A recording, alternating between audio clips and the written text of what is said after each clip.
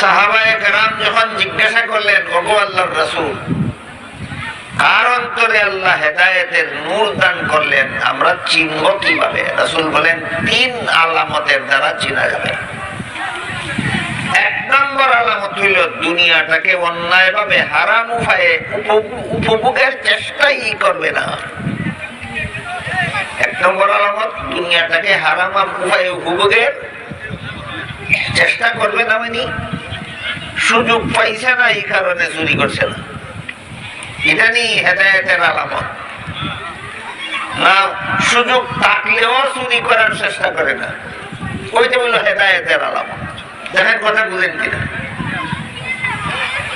একজনের দোকানের মধ্যে ক্যাশের মধ্যে লাখ টাকা বাক্সের মধ্যে তুইয়া তালা না মাইরা বলে গেছি কেন বলো? আপনি দেখলেন দোকানও মালিক বসা নাই,